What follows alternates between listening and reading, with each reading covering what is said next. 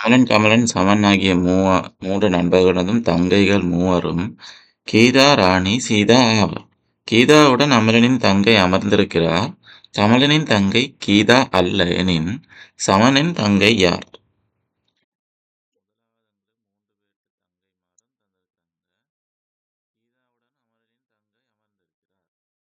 கீதாவுடன் அமலனின் தங்கை அமர்ந்திருக்கிறார் என்றா,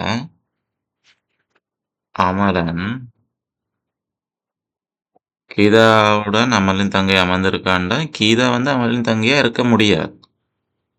கீதாவுடன் அமரனின் தங்கை அமர்ந்திருக்கிறாருண்டா, அமரனின் தங்கையா இருக்கக்கூடியவங்க வந்து கீதா இல்லாம ராணியும் சீதாவும் தானே.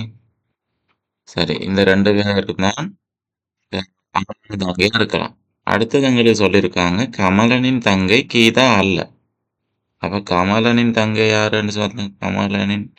கமலண்ட தங்கையா இருக்கக்கூடியதும் கீதா தவிர ராணியும் சீதாவும் தான் இருக்கலாம் தானே. அப்ப எங்கள்கிட்ட கேட்டிருக்கிறாங்க, சமனின் தங்கை யார்? இப்ப 3 பேர் இருந்தாங்க, அமலன், கமலன், சமன். இதுல அமலனின் தங்கையா இருக்கக்கூடியவங்க ராணியும் சீதாவும். கமலனின் தங்கையா இருக்கக்கூடியவங்க தான் ராணியும் சீதாவும். அதாவது அமலனின் தங்கை ராணி என்றா கமலண்ட தங்கை சீதா. அமலனின் தங்கை சீதாண்டா கமலனின் தங்கை ராணி.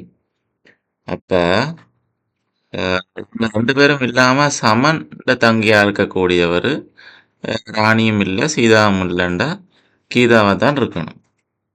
சமண்ட தங்கையா இருக்கக்கூடியவர் கீதாவா தான் இருக்கணும்.